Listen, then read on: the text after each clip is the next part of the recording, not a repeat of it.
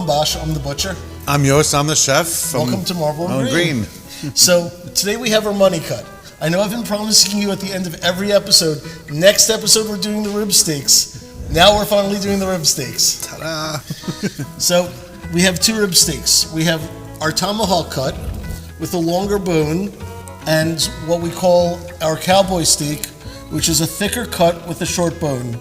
All the bones are Frenched, which means the meat on the top and on the sides has been cleaned off and they're ready for your presentation, your cooking. Yos, how are we cooking this one today? We're gonna reverse sear it. Okay.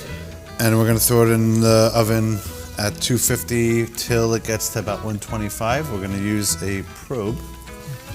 All right, there you go. When we're using a probe, we want to make sure that we hit the middle of the meat. Basically, we want to get if it's an uneven piece of meat, we want to get the middle of the fattest area on the meat. Yes, once again, we're not judging. Give it a little bit of salt and pepper. Let's spice it up.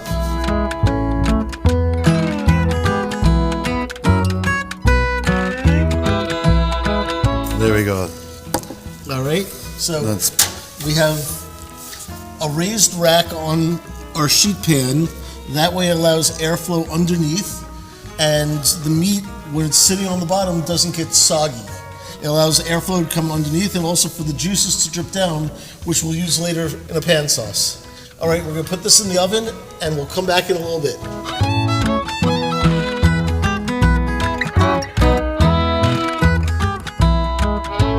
This is where it begins, with farm-raised cattle on the rolling fields of American grasslands.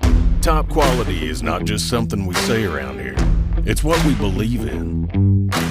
That's why we go above and beyond to exceed your culinary expectations by delivering top-tier, restaurant-grade Black Angus beef.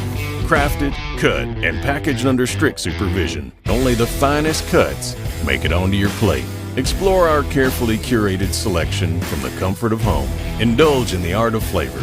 Savor each bite, knowing that you've chosen the very best. Marble and Grain.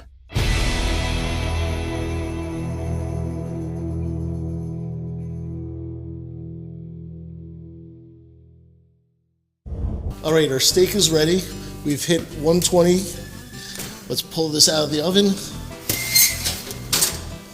We're gonna take the probe out because we don't need that anymore. And let's bring this over so Yos can sear this. Ooh, look at that beautiful steak. Chef Yos. Wow, look at that, that's nice. All right, so we're just gonna sear that.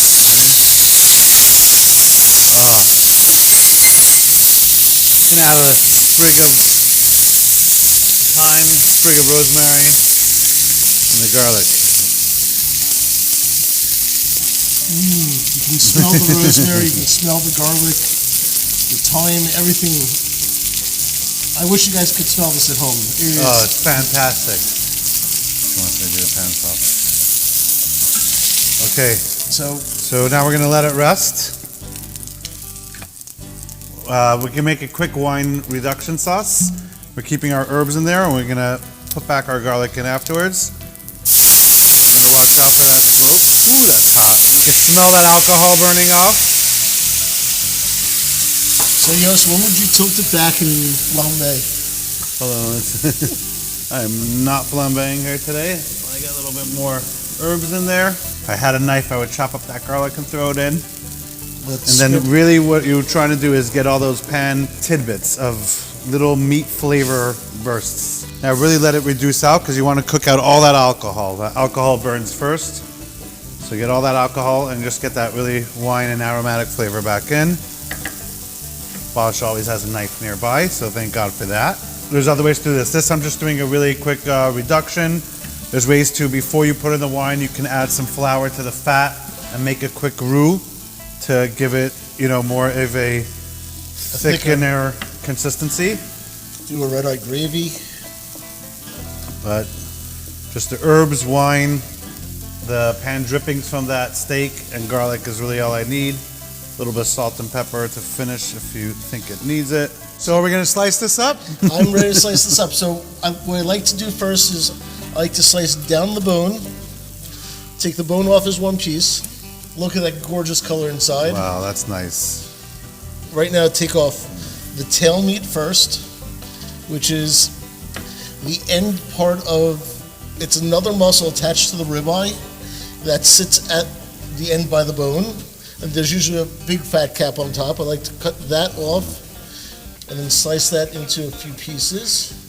Then I like to take the rib eye cap, also known as the crescent or the surprise or the surprise. Very tender, very flavorful.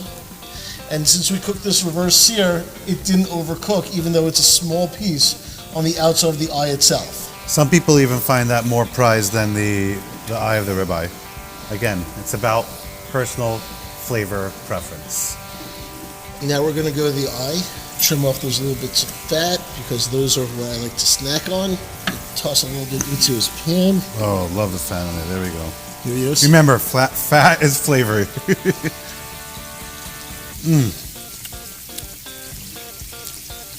Perfectly cooked, perfectly seasoned, and that wine reduction is going to add so much to it. As towards the end, I like to season towards the end. Some pepper, some salt. You see how there's almost no gray band around the outside because we cooked it at a low temperature till it came to temp and then seared it. And we didn't sear it very long. We just got a crust on the outside. So we maintained the internal temperature, so therefore nothing overcooked. That last piece there, and we are ready for our sauce, Chef. All right, Yos. so here we go. This is a thyme, rosemary, garlic wine reduction. And again, it's not thick. It's more of a jus than a thickened sauce. That's because I like it to just let the steak... Let it complement the steak. Yeah, let it absorb it. it. Yeah, just like that's it. It's perfect. Don't let it cover up the taste of the meat.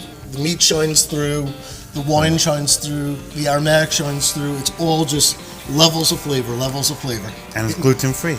Ooh. So we hope you guys have enjoyed. Look forward to the next episode here at Marble and Grain. Remember, all these cuts are available at marbleandgrain.com or kosh.com under Marble and Grain. Enjoy. Please share with your family. Have a great day.